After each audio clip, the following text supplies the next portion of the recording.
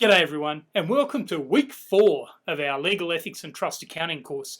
This week we're getting stuck into the actual details of the Australian Solicitors Conduct Rules. Other than the 2 weeks we spend on trust accounting, we're basically going to be spending the rest of this whole course dealing with different aspects of the Solicitors Conduct Rules. So from a logical perspective, last week we looked at admission. Now we're going to assume that you've been admitted. Congratulations. And now you're bound by the Australian Solicitors Conduct Rules. There is one rule to rule them all, one rule to find them, one rule to bring them all, and in the courtroom bind them. Bonus points if you get that reference because you read Lord of the Rings and didn't just watch it. The one rule, rule number 3 of the Australian Solicitors Conduct Rules, is headed Paramount Duty to the Court and the Administration of Justice.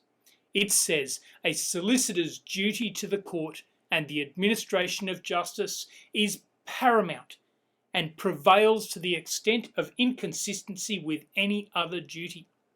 This means that your duty to the court is greater than your duty to the client. It's greater than your duty to your firm. It's greater even than your duty to yourself or your own interests in your own self-preservation. Underline this, use bold red type. The duty to the court is paramount. The late Justice David Ip, one of the towering figures of Australian law, perhaps the most notable judge not to serve on the High Court, once wrote, "The power of the judge to find the truth is dependent on the ability and the desire of the parties' lawyers to lay all the relevant facts before the court. Zeal and efficiency alone, however, do not ensure the doing of justice. The just operation of the legal system depends upon lawyers acting honestly and ethically, and not deliberately delaying or lengthening the proceedings or employing obstructionist tactics. The underlying purpose of lawyers' duties to the court is to protect the administration of justice by empowering the court to enforce appropriate behaviour by lawyers as a necessary auxiliary in the search for justice." In other words, judges can't do justice and the community can't have justice unless lawyers ethically, properly and competently bring matters before the court for determination. As a lawyer, you are not merely some sort of independent legal consultant. You are an officer of the court, charged with the duty of helping the court to do justice by bringing your client's case and arguing it properly. Your duties to the court are partly satisfied simply by complying with all the other duties that we're going to discuss in this course. But there are 3 duties which really are specific: the duty of independence, the duty of candour, and the duty to fulfil undertakings. In this video, we're going to concentrate on independence. And in the second video, we concentrate on candour. And in the third video in this week, we look at the nature of undertakings. So let's turn to the duty of independence. I want to start by looking overseas to the United States of America. In late 2020, the most ridiculous, idiotic president that the United States has ever seen, Donald J. Trump, was comprehensively defeated at the ballot box. Immediately, Team Trump started making the argument that the election was not lost, but rather stolen. The argument was entirely spurious, but Trump was famously rich and his supporters contributed millions, and they started engaging lawyers all over the country to bring urgent applications to courts, demanding that the courts overturn results or require recounts or invalidate votes on procedural grounds. It was all nonsense, but Team Trump knew that even by losing these cases, they could argue to the simpletons who supported them that this was just more evidence of the establishment stealing the election from their beloved president. Now imagine yourself in one of those firms. A super rich dude walks in and basically tips a huge bucket of money over your desk. They say, "We want to challenge the election. We don't care about winning. We don't expect to win. Just make a bunch of noise and challenge this in the court." What do? Well, this wasn't hypothetical. It actually happened. And lots of those practitioners took the money and walked into court and made arguments that they knew were spurious and bound to fail. In the US District Court, Judge Linda Parker had enough. She considered sanctions against some of those lawyers, and she didn't hold back. She said, "Attorneys have an obligation to the judiciary, their profession, and the public to conduct some degree of due diligence before presenting allegations as truth, to advance only tenable claims, and to proceed with a lawsuit in good faith and based on a proper purpose. Attorneys also have an obligation to dismiss a lawsuit when it becomes clear that the requested relief is unavailable. This matter comes before the court upon allegations that the plaintiff's counsel did none of these things. The attorneys abused the well-established rules applicable to the litigation process by proffering claims not backed up by law, proffering claims not backed by evidence, but instead speculation, conjecture, and unwarranted suspicion, proffering factual allegations and claims without engaging in the required pre-filing inquiry, and dragging out these proceedings even after they acknowledged that it was too late to attain the relief sought. And this case was never about fraud. It was about undermining people's faith in our democracy and debasing the judicial process to do so. She ordered that the attorneys themselves should pay the cost of the action, and she ordered each of the attorneys to undertake 12 hours of continuing professional development at their own expense in relation to pleading standards. The punishment was much milder than the words. What went on here? As lawyers, we are not mere mouthpieces for our client.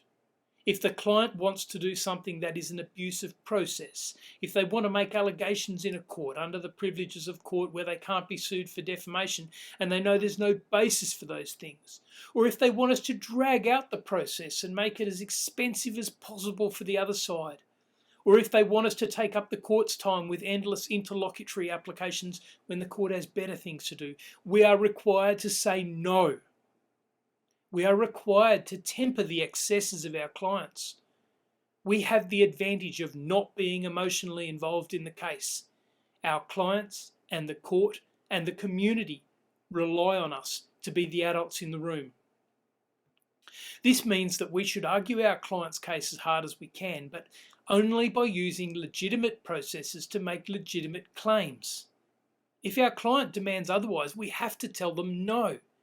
If they continue to demand otherwise, the only safe thing to do is terminate the retainer. This is not theoretical. I have personally done this in the past, on average about one client a year. There are a number of cases which are often called upon as demonstrations of the nature of an advocate's duty to the court. The first one that I want to mention, a case called Takiyah and the King, is a case whose law is important, but the teaching of this case in the modern world is deeply problematic. You see, this case involved an indigenous man, Takiyah Wirapanda, and other defendants, including Takiyah, all of whom lived on the island known as Wuda Island in Wanindilikawa country in the Gulf of Carpentaria. The men were accused of killing a police officer named McCall. The case happened in 1934, and reading the case note is a window on a former time, quite a shameful time. Words are used quite casually in that judgment, words which nowadays would be regarded as the most disgusting sorts of obscenity and disrespect against Indigenous people. And the worst of it is that after Takiyah Wirapanda was acquitted on appeal, on the way home, he simply disappeared. The official travelling with him said that he ran off during a thunderstorm, but in reality, he was almost certainly murdered by the official who felt he should have been hanged in the first place. If you read this judgment, particularly if you are an Indigenous student, please be prepared to read hurtful language and hurtful attitudes. I am not teaching this case with any intention of giving further opportunities for the expression of such language. So why am I teaching this case? Because the majority in the High Court made it clear that the barrister who was representing Takiyah Wirapanda had not done his duty, which was to press such rational considerations as the evidence fairly gave rise to. Their Honours said it is not incumbent on his counsel to deprive the accused of the benefit of such rational arguments as fairly arise on the proofs submitted. In other words, a lawyer's duty to the court is to argue every point which is reasonably open on the evidence and which will assist their client, and it is their duty not to argue any points that they consider are not reasonably open on the facts. As lawyers, we must put every argument to the court that will assist our client, but nothing that is unsupported or mere conjecture or plain fantasy. A second case that I need to introduce to you is called Ginarelli and Wraith. Now, we'll come across this case later again in the course in our week on advocacy. For now, though, it's enough to know that this was a criminal matter where the defendants were unhappy with the performance of their barrister, and they sought to sue the barrister for negligence. Along the way, the court discussed the nature of a practitioner's duty to the court. Chief Justice Mason said this: "Duty to the court epitomises the fact that the course of litigation depends on the exercise by a practitioner of an independent discretion or judgment in the conduct and management of a case in which he has an eye not only to his client's success, but also to the speedy and efficient administration of justice. In selecting and limiting the number of witnesses to be called, in deciding what questions will be asked in cross-examination, what topics will be covered in address, and what points of law will be raised, counsel exercises an independent judgment so that the time of the court is not taken up unnecessarily, notwithstanding that the client may wish to chase every rabbit down its burrow. Our system of justice, as administered by the courts, has proceeded on the footing that, in general, the litigant will be represented by a lawyer who, not being a mere agent for the litigant, exercises an independent judgment in the interests of the court." Again, you can see that a lawyer is expected to bring an independent mind to the legal dispute. We are never to simply be the puppets of our clients. Finally, this is emphasised in the Uniform Civil Procedure Rules and the equivalent rules in the Commonwealth. For instance, UCPR Rule 5.3 says that in a proceeding in a court, a party impliedly undertakes to the court and to the other parties to proceed in an expeditious way. In some jurisdictions, the solicitor is actually required to sign a certificate at the bottom of pleadings to certify that the solicitor believes that all of the claims made in the pleading are made in good faith and supported by evidence. All of this underscores the requirement that legal practitioners must bring an independent mind to each case.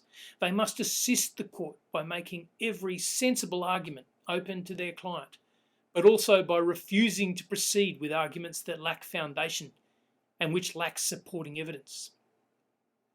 The second specific duty to the court is the duty of candour, the duty to be honest, even when it's to your own disadvantage. We'll turn to the duty of candour in video 2. See you there.